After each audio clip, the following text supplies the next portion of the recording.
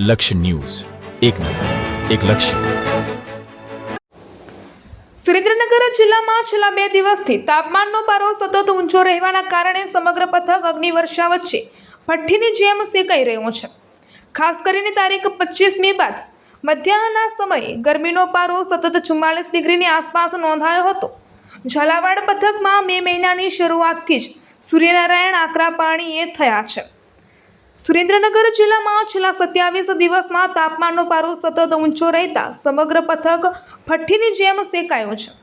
ખાસ કરીને ગત અંતિમ સમયમાં પણ ગરમીનો પારો 44 ડિગ્રી આસપાસ રહે છે, ત્યારે મહત્તમ તાપમાન બુધવારે 44 ડિગ્રી અને મંગળવારે મહત્તમ તાપમાન 44.3 ડિગ્રી નોંધાયું હતું, જ્યારે આજે પણ 44 ડિગ્રી તાપમાન નોંધાયું હતું. રિપોર્ટર દેવમ ત્રિવેદી, સુરેન્દ્રનગર. મારું નામ ડૉક્ટર સુનિલ સુમેસરા છે. હું સરકારી હોસ્પિટલ ધ્રાંગધ્રા ખાતે મેડિકલ ઓફિસર તરીકેની ફરજ બજાવું છું. હાલમાં આપણે ઉનાળામાં જોઈએ તો રાજ્ય સરકાર દ્વારા વારંવાર ઓરેન્જ એલર્ટ આપવામાં આવતું હોય છે. આપણે સુરેન્દ્રનગર જિલ્લાની વાત કરીએ તો અહીંયા 44 થી 45 ડિગ્રી તાપમાન એવરેજ રહેતું હોય છે, જે સામાન્ય તાપમાન કરતાં વધારે છે.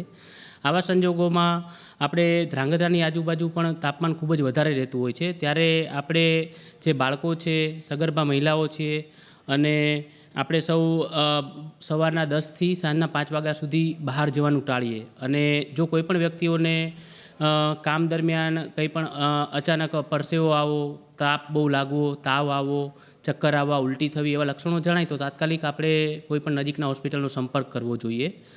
હાલમાં સરકારી હોસ્પિટલ ધ્રાંગધ્રા ખાતે પણ એક ઇનિશિયેટિવ ચાલે છે, જેમાં અમે જેટલા પણ દર્દીઓ બહારથી આવીએ છીએ એના માટે ORSનું પાણી રાખતા હોઈએ છીએ. સૌ નાગરિકોને નમ્ર અપીલ છે કે બિનજરૂરી તડકાના સમયમાં બહાર જવાનું ટાળવું અને વારંવાર લીંબુ શરબત છે, છાશ છે એ પીતું રહેવું. Thank you.